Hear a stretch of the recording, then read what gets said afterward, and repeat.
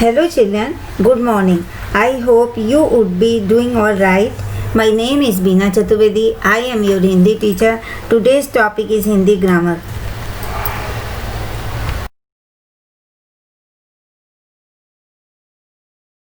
आइए बच्चों, हमें ये पता है कि वर्णमाला में वर्ण दो प्रकार के होते हैं, स्वर और व्यंजन। स्वर भी हमें मालूम है, आ से अहा तक, और व्यंजन भी क से हा तक।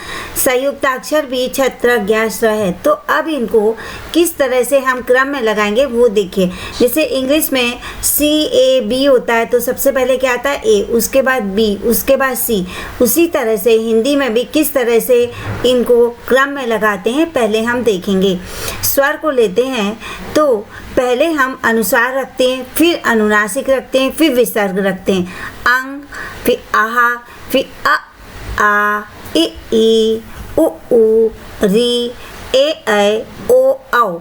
वर्णमाला में जो अनुस्वार और अनुनासिक पीछे थे उनको वर्ण क्रम में हमने पहला स्थान दिया, इसलिए अंत में उनका स्थान समाप्त हो गया।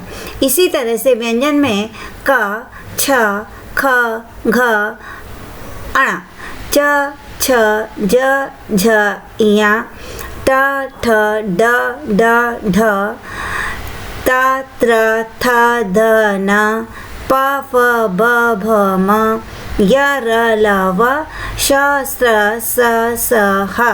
तो हमने बच्चों देखा कि क के बाद ख आता है वर्णमाला में, लेकिन यहाँ पे छ लिखा हुआ है। ज के बाद ज्ञ आ गया है, फिर त के बाद त्र आ गया है, और स के बाद श्र आ गया है।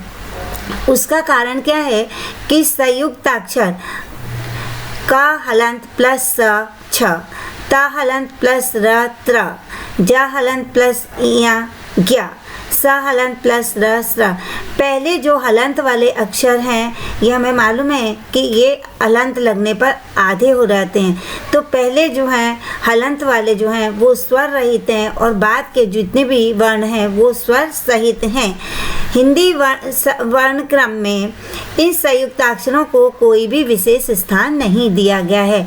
हमने खाली ये देखा है कि छत्र ज्ञ का बनाते समय पहला कौन सा वर्ण आता है, तो जो वर्ण आता है वर्ण व्यंजन में उसके बाद ही उसको स्थान दे दिया है। जैसे क के बाद छ को दे दिया है, त के बाद त्र को दे दिया है, ज के बाद ज्ञ को दे दिया, और श के बाद स्र को दे दिया है। तो बच्चों इस तरह से जब हम वर्णों का क्रम याद रखेंगे और ध्यान से एक दो बार करेंगे तो हमें ये याद हो जाएगा। उदाहरण के लिए देखिए, जैसे हम का ले लेते हैं या खा ले लेते हैं, तो पहले हमने वर्ण क्रम के हिसाब से पहले क्या रखा है, अनुस्वार, अनुनासिक, विसर्ग। उसके बाद हमने वर्ण क्रम चलाया। तो कंग, का चंद्रबिंदु, कहा, कक्का, किक्की, कुक्कू, क्री, के कै, को कौ। इस तरह से जब हमें वर्णमाला याद रखनी होगी और वर्णमाला के बाद ये देखना होगा कि वर्णमाला में उन स्वरों का जो स्थान है उनके स्थान को हटा करके हमने उनको आगे पीछे कर दिया है, तो हमारी कभी भी शब्दकोश क्रम गलत नहीं जाएगा। धन्यवाद।